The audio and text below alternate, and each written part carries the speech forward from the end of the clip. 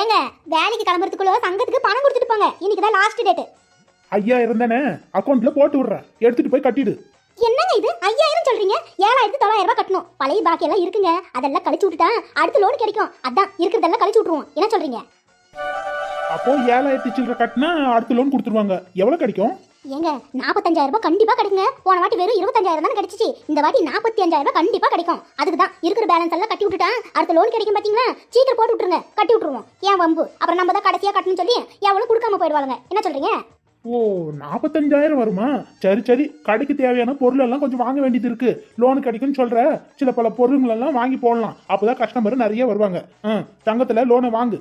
கடைக்கு சாமான வாங்க போறீங்களா? ஏங்க அதுக்கு தான் பேலன்ஸ் எல்லாம் கட்டி விட்டுட்டு நான் பணம் வாங்க போறேனா? நீங்க வேற என்னோட தோடு உடஞ்சு கிடக்கு. அதான் அது கூட இன்னும் ஒரு 2 கிராம் சேர்த்து வாங்கலாம்னு நினைக்கேன். உங்களுக்கு என்ன? உங்க 7000 சில்லற நான் கொடுத்துருவேன். நான் மிச்ச காசை வச்சுக்கிட்டு நான் என் நகையை தான் வாங்க போறேன். பணத்தை வாங்கி என் கையில கொடுத்தா சங்கத்துக்கு நான் மாசமான கட்டுவேன். இல்ல நான் 1 ரூபாய் கட்ட மாட்டேன். பாத்துக்க, நீ ஒட்டியானம் வாங்கியோ இல்ல தோட வாங்கியோ அது உன் விருப்பம். இப்பயே முடிவு பண்ணிக்க. என்ன காது தோடு கூட இல்லாம வெறும் கடை இருக்குங்க? என்ன இப்படி சொல்றீங்க? சொல்லுங்க பார்க்கலாம். நான் உங்க பொண்டாட்டி இல்லையா? சொல்லுங்க. இல்ல இல்லையா? என்னங்க சொல்றீங்க?